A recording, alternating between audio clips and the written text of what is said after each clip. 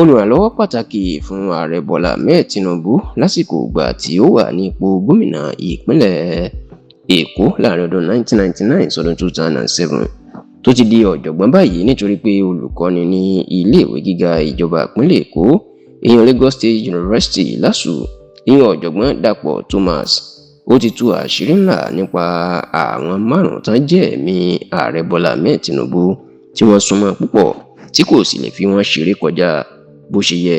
Èèyàn pé ó nífẹ̀ẹ́ wọn púpọ̀, ó gbọ́kànlé wọn, àwọn àṣírí ó sì máa ń fi pamọ́ sí àwọn márààrún náà lọ́wọ́. Ǹjẹ́ àwọn wo la àwọn márààrún náà? Ó ní ọ̀jọ̀gbọ́n Dàpọ̀ Thomas ni ló tú àṣírí nínú ìwé tí ó fẹ́ gbé jáde lọ́sẹ̀ yìí tó pè ní Lagos Politics and City Boy, tó jẹ́ pé ibẹ̀ ló ti kọ ìtàn iṣẹ́ tó ṣe lábẹ́ ààrẹ Bọ́lá Ahmed Tinubu ńgbà tó wà ní gómìnà fódìdí ọdún 8 ní ìpínlẹ̀ Èkó àti àwọn tó rí nínú ìjọba ààrẹ Bọ́lá Ahmed Tinubu.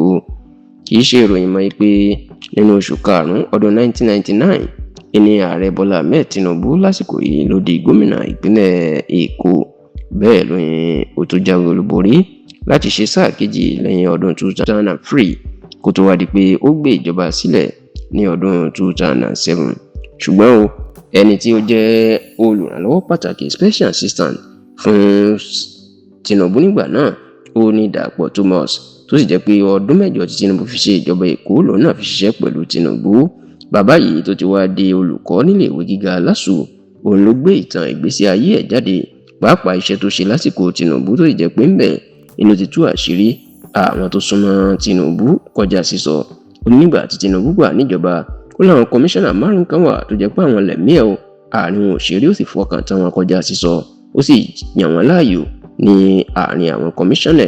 Ó lé àwọn náà ní ẹni àkọ́kọ́ Abdulrauf Arẹ́gbẹ́ṣọlá, ẹni kejì òní Yẹmí Ọ̀ṣínbàjò, ẹni kẹta òní Délé Aláké, ẹni kẹrin òní Wálé Ẹdùn, ẹni karùn-ún sì ni Yẹmí Kàdúsò.